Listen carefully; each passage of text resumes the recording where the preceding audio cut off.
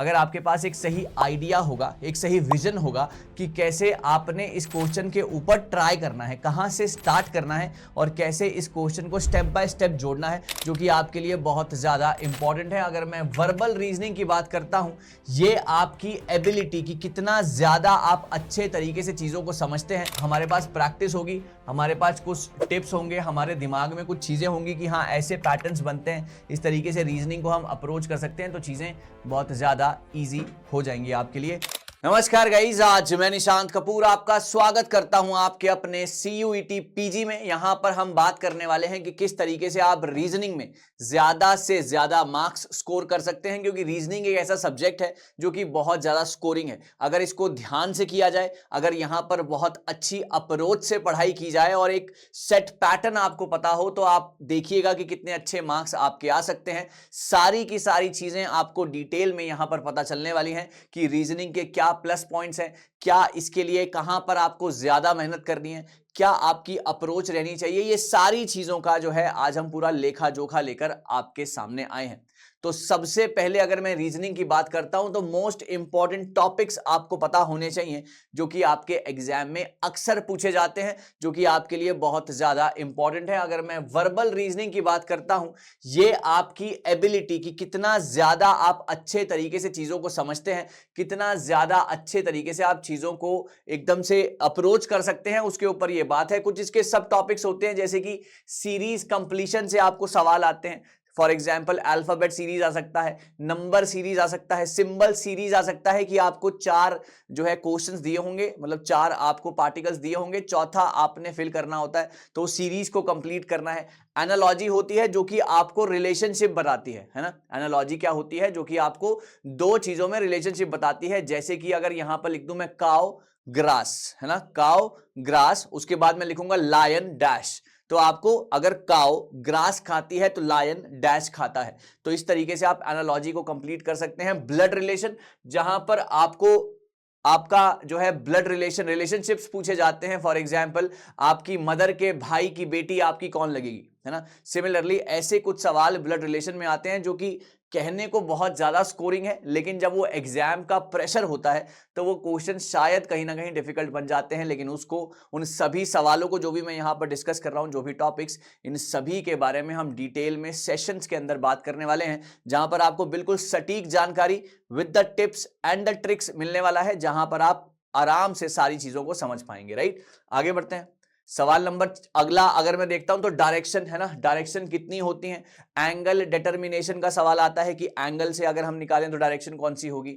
आपको डायरेक्शन में आपको नॉर्थ साउथ ईस्ट वेस्ट, है ना, और 4 उसके कार्डिनल पॉइंट्स के बारे में पता होना चाहिए। आपको सनराइज सनसेट का क्वेश्चन पता होना चाहिए। सारे सवाल यहां पर डिटेल में आपके साथ सेशन में शेयर किए जाएंगे। कोडिंग डिकोडिंग हो चाहे क्लासिफिकेशन हो, ये कुछ इंपॉर्टेंट CUET PG के कुछ फेवरेट टॉपिक्स हैं एंट्रेंस एग्जाम्स के, जहां पर आपको, अगर आप इनको अच्छे तरीके से कर लें तो आपका एक कॉम्पिटिटिव एज आपको मिलेगा बाकी सारे बच्चों से, है ना। यहां पर अब नॉन वर्बल रीजनिंग, जो कि आपकी पिक्टोरियल फॉर्म में जो है रीजनिंग आती है, विजुअली देखकर आप पता लगाएंगे कि इसमें कौन सा सीरीज मिसिंग है, या इसमें कौन सी एनालॉजी कंप्लीट कर सकती है इसको, या कौन सी सीरीज इसको कंप्लीट कर सकती है। तो ये सारी की सारी चीजें आपके बहुत ज्यादा काम आने वाली हैं। मिरर और वाटर इमेज पूछी जाती है, paper folding, paper cutting, figure matrix, एक फिगर दी होती है उसको आपने कंप्लीट करना है ना। पेपर को फोल्ड करेंगे तो कौन सी शेप बनेगी, इसका मिरर इमेज क्या बनेगा, इसका वाटर इमेज क्या बनेगा।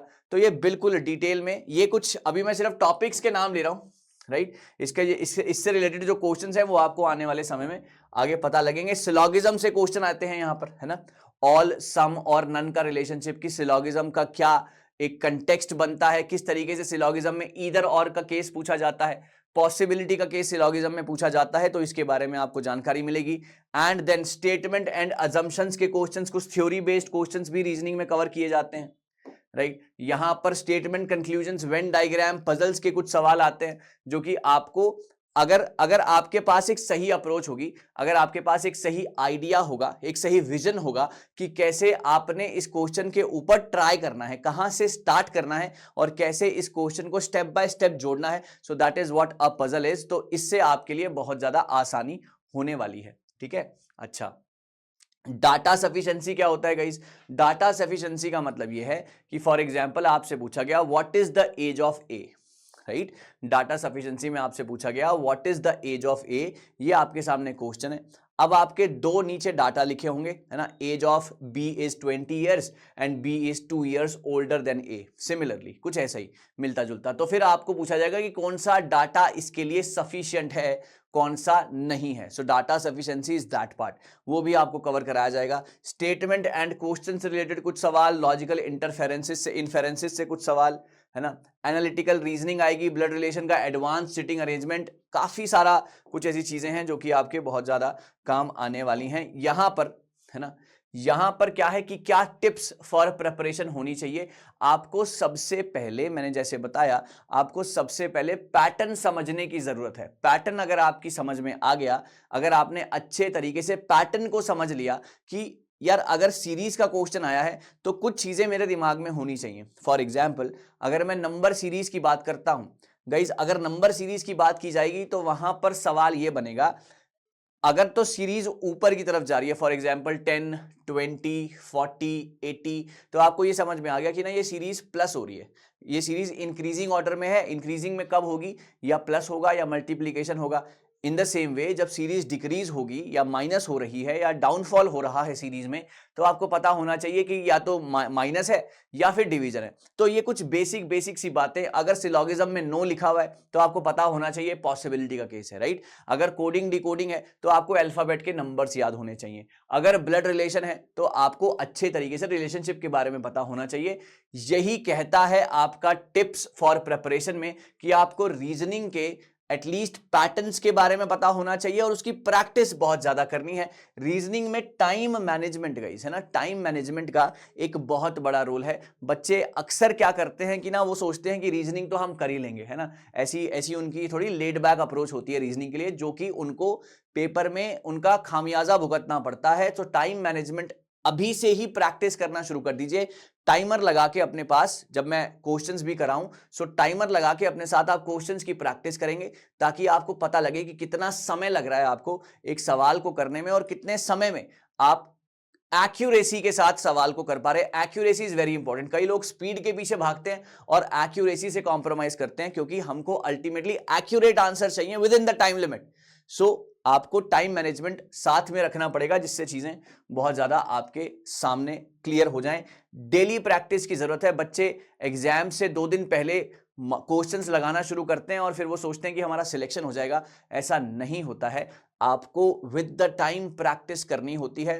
हर रोज 1-1 घंटा, आधा-आधा घंटा, या जितना भी 10 क्वेश्चन, 15 क्वेश्चन, 20 क्वेश्चन आपको रेगुलरली करने हैं, वरना आपको दिक्कत आ सकती है। क्योंकि एग्जाम टाइम में, एग्जाम के प्रेशर में वो सारे के सारे क्वेश्चंस को बनाना, एकदम स्पॉन्टेनियस बैठकर वहां पर बनाना इज वेरी डिफिकल्ट, राइट? सो अगर हमारे पास प्रैक्टिस होगी, हमारे पास कुछ टिप्स होंगे, हमारे दिमाग में कुछ चीजें होंगी कि हाँ ऐसे पैटर्न्स बनते हैं, इस तरीके से रीजनिंग को हम अप्रोच कर सकते हैं, तो चीजें बहुत ज्यादा इजी हो जाएंगी आपके लिए।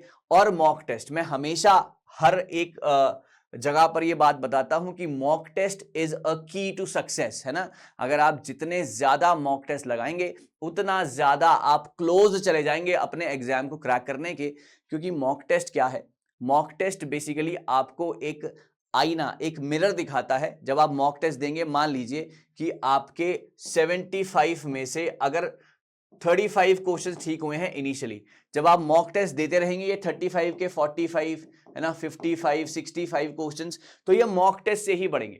ये सिर्फ पढ़ने से आपको लगा कि आपने सब पढ़ लिया और आपका हो गया सब कुछ, नहीं, ऐसा नहीं होता। आपको मॉक टेस्ट देने के बाद आपको ये पता लगाना पड़ेगा कि मॉक टेस्ट में मेरा कितना स्कोर आ रहा है, उसके बाद मेरी कितनी इंप्रूवमेंट हो रही है, इंप्रूवमेंट हो भी रही है या नहीं हो रही है। अगर बार बार मॉक टेस्ट लगाने से भी इंप्रूवमेंट नहीं हो रही है, यानी कि आपके कंसेप्चुअल क्लैरिटी या आपके कंसेप्चुअल जो सिनेरियो है उसमें कहीं ना कहीं कोई लूप होल है, तो आपको उसको पकड़ना पड़ेगा।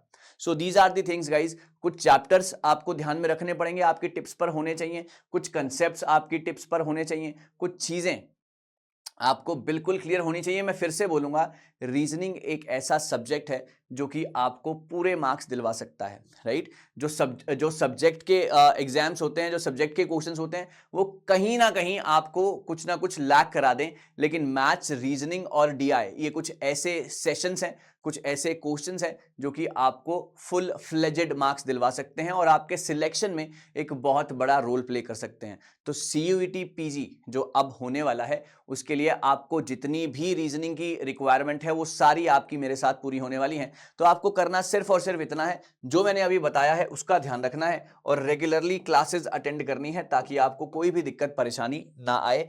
अगर आपकी कोई भी डाउट्स हुए, कोई भी परेशानी हुई, तो आप नीचे कमेंट सेक्शन में मेरे को एड्रेस कर सकते हैं। मैं कोशिश करूंगा उनके जवाब देने की फॉर श्योर। और आप इसी तरीके से हमारे साथ जुड़े रहिए। बैक टू बैक सेशंस अभी अलाइंड हैं और आपको बहुत सारी प्रैक्टिस करवाने के लिए हम बिल्कुल तैयार हैं। आप भी तैयार हैं या नहीं, कमेंट सेक्शन में लिखिएगा। जल्दी मिल रहा हूं, कुछ नया, कुछ बेहतरीन आपके लिए ऐसे ही आता रहेगा। ध्यान रखिए अपना, पढ़ते रहिए, खुश रहिए, स्वस्थ रहिए, मस्त रहिए। Thank you so much.